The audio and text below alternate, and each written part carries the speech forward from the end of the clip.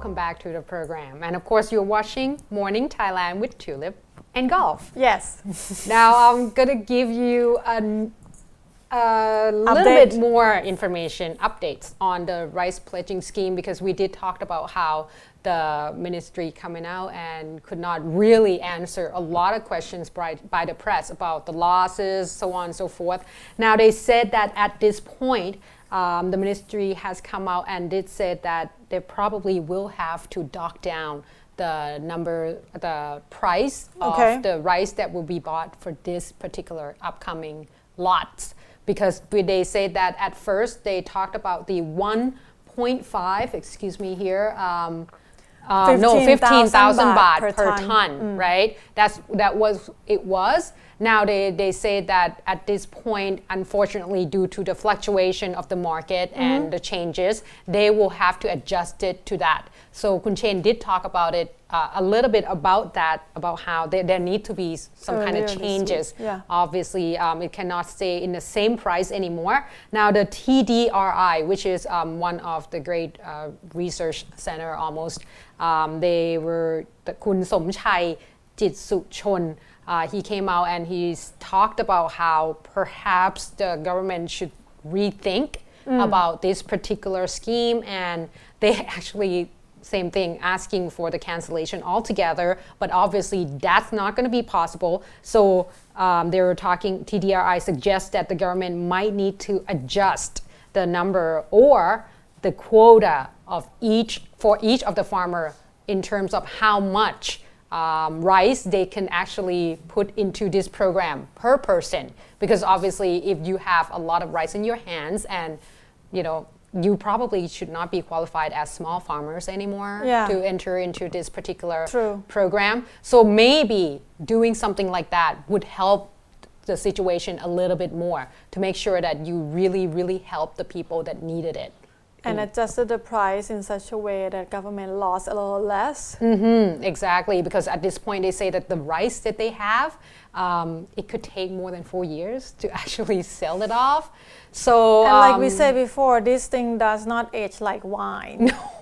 So it might not be good. And the thing is, the price that we bought it for and the price that we're gonna sell it, it is really different at this point because you can't sell it too high anymore. And as the rice aged, the price would drop. So meaning that whatever you buy, the government paid for the first time for the farmer, at this point is already, losses quite a bit. Maybe the government have to try to come up with a way to make this processed product somehow, like a byproduct or processed product or something, from rice. I think that's a good idea. Maybe do something to increase the value. Think outside the box. What they already have. Think outside the barn. Yes. Anyway, get away from the rice, but still in Thailand.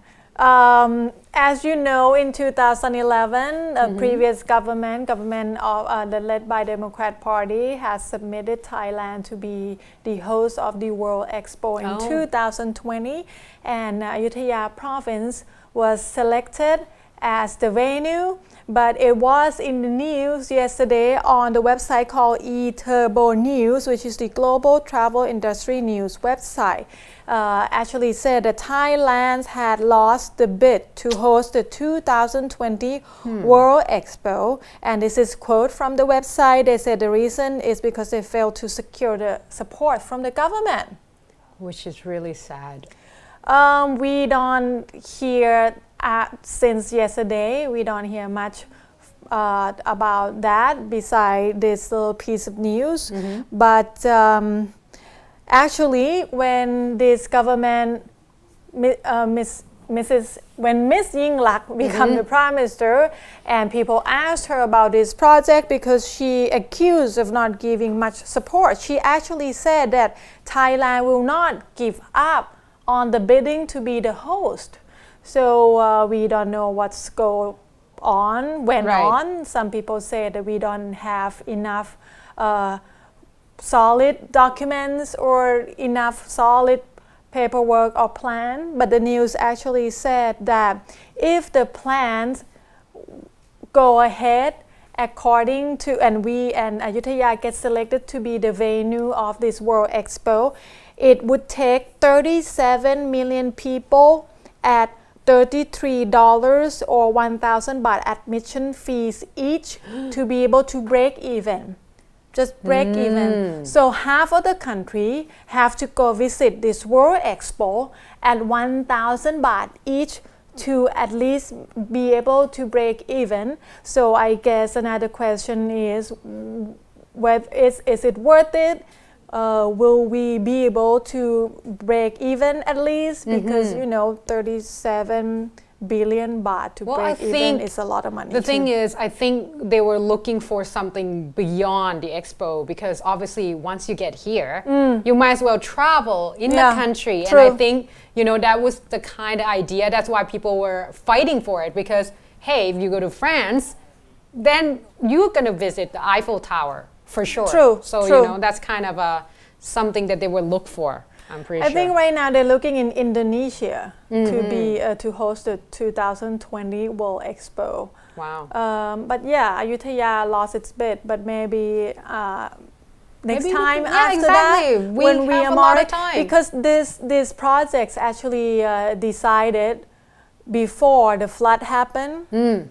So I guess you cannot really blame anyone. Right, the committee has we got their reason. flooded right after that, and in what way that year we're probably not ready to do anything else besides try to cope with the flood. That's true. Now, I don't want to dampen your spirit, but talking about the flood, at this point there are a lot of floods the flooding that's going on down south. Now, Kun Tulip, you have talked about this already yesterday, and talk about how a lot of flooding, a lot of places were flooded as high as 2 meters. Yes, I believe in Surat Thani it's as high as 2 meters, especially in Khao So, because the water came from the mountain, from Phang Nga and from Surat Thani, right. The mountain Khao So. So at this point, there has been reports as well of floodings in the Prachinburi province, where a lot of small cars weren't able to pass through anymore. In Krabi province, there also almost like a little cyclones going in that hit the Krabi province in Nea Klong district. Now they say that a few houses, the roof has been teared off, and a few of the boats along the coastal line were just have been damaged due to these particular cyclones and strong wind. Now in Phang Nga province, the Kaua district, they also have seen 1 meter high of the flood water there, and there are also 10 of the schools around the area that has to be closed down due to the flood. In Trang province, a little bit about Phang Nga though, they said that right now everybody is worried about the dike around town, because if the dike collapse, the water outside the dike is 2 meters high. So if the dike collapses, that's not going to be good. Even though right now they said the water in the old town area of Phang Nga has starting to go down. So if the dike collapses, obviously it's not going to go down, it's going to go up. So right now they keep an eye on this thing, especially it's pretty scary. Now, I think you have a situation, I'm not sure if you heard, in Trang province, where there's a big gigantic rocks that fell onto the temple. Not the temple, but what they call it. It's a temple in the cave, right? Yes, something like that. Because the thing is, at this point, too big, about 5 tons, they say that is weight about 5 tons or more. 2 of them actually hit down one of the abbots. There you go. I believe is the building where the abbots was staying in. Really, fortunately, the abbot wasn't inside the building at the time. He was kind of like just a little bit further away. That's scary. That's a big piece of rock. Exactly. So it fell down, and that's another crazy accident in the news for you there. Just give And that's you made me updates. think of the news about marijuana earlier that we talked today. This is like 5-ton Yeah, rocks. so- It's like 2 lots of that marijuana fell. That will fell on a temple. That's nice. Thank you. No, I mean like it's just to show you how heavy that marijuana is. Thank you.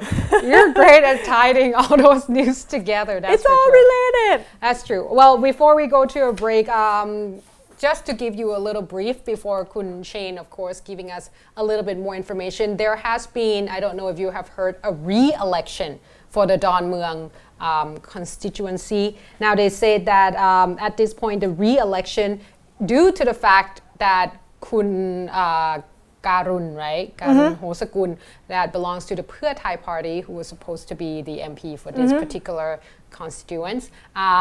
He has been found guilty of defaming Kun Than Kun Jit Isara. Now, of course, at this point, Kun Than Kun of the Democrat Party is also campaigning for this, re-election. But we will definitely hear a little bit more about this. I heard the campaigning is pretty fierce. Both Prime Minister, the former Minister Abhisit Vejjajiva, and also Prime Minister Yingluck Shinawatra just go on door to door for their candidates. So this is going to be a really big one for the Bangkok. A little bit before we take a break, though. Since it's rainy season and it's crazy everywhere, so I got a bit of information from meteorological website. A forecast girl. Forecast girls, one of my We're trying to do a dreams. blue screen for her. That will be really weird, but we will try. We Yes. have a chance next time. So it's actually said the people that live in Nakhon Nayok, Chanthaburi, Trat, Ranong, Phang Phuket, Krabi, Trang, Satun, Bangkok and vicinity should beware of the severe conditions of the weather. So like we told you before yesterday, just umbrella and rain boots and poncho, or just stay in the house if you don't have to go anywhere. And strong wind waves are likely to be 2 to 3 meters high in Andaman Sea and Upper Gulf, at least until the 19th of June. So throughout the weekend, it will be very wet weekend. But you can enjoy it. I mean, some people do like rain. Yeah, the good thing is it won't be as hot as last week. There you go. But it will be it's a good news. so much different from last week. So let's take a break and Kun Shane will be with us later on. Sorry.